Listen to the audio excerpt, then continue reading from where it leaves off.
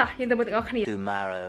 សួស្តីបងប្អូនទាំងអស់គ្នាឥឡូវនេះដែរគឺជាថ្ងៃទី7 ខែ 9 អញ្ចឹងគឺម្សិលមិញហ្នឹងគឺពេលយប់ហ្នឹងគឺខ្ញុំបានប្រាប់បងប្អូនទាំងអស់គ្នាថាបើសិនខ្ញុំឃ្លានគឺខ្ញុំចង់ញ៉ាំអីនៅក្រុមប៉ុន្តែពេលហ្នឹងគឺខ្ញុំឃ្លានតិចតិចប៉ុន្តែពេលហើយចេះមើលទូរស័ព្ទទៅផ្លេចចឹងទៅគេងទៅថ្ងៃនេះដែរគឺជាថ្ងៃដែលម៉ាក់ខ្ញុំគាត់ធ្វើខូកណាត់ឲ្យខ្ញុំអញ្ចឹងណាពួកឯងដែលសារតាមថ្ងៃខូកណាត់ខ្ញុំម្សិលមិញហ្នឹងគឺគាត់រវល់គាត់ទៅខេត្តអញ្ចឹងដូចបងប្អូនទាំងអស់គ្នាបានឃើញពេលមុនហ្នឹងអញ្ចឹងឥឡូវគឺម៉ោង 1:41ហើយតិចទៀតនេះគឺខ្ញុំគេនឹងមកផាត់មុខផាត់អីឲ្យខ្ញុំពួកឯងដែលសារតាខ្ញុំទៅកម្មវិធីហ្នឹងកម្មវិធីខូកណាត់ខ្ញុំហ្នឹងលើកថ្ងៃអញ្ចឹងណាពួកឯងដែលសារម៉ាក់ខ្ញុំរវល់អញ្ចឹងប៉ះយើងទៅមើលទាំងអស់គ្នាថាវាមានតែគេខ្លះ Let's go បងប្អូនទាំងអស់គ្នាឥឡូវនេះគឺខ្ញុំបានផាត់មុខផាត់អីហើយចាំខ្ញុំដូរកៅអៅសិនពួកឯងនៅតែដូរកៅអៅទេគឺហើយយេឥឡូវនេះបងប្អូនទាំងអស់គ្នាគឺខ្ញុំដូរកៅអៅដូរអីហើយអញ្ចឹងគឺនៅពាក់បើជើងហើយថែមអីតិចតួចទេអញ្ចឹងតោះឥឡូវយើងទៅទស្សនាទាំងអស់គ្នាថាវាមានតែគេទៀត Hello ម៉ាក់នេះបងប្អូនទាំងអស់គ្នាមិញហ្នឹងម៉ាក់ខ្ញុំគាត់ថតរូបមួយខ្ញុំហើយពេលហើយឃើញខ្ញុំខ្ពស់ជាងគាត់ខំឆ្អើនចេះអីណាឥឡូវខ្ញុំខ្ពស់ជាងម៉ាក់ខ្ញុំហ្នឹងនេះពូមែនអូពូ Hello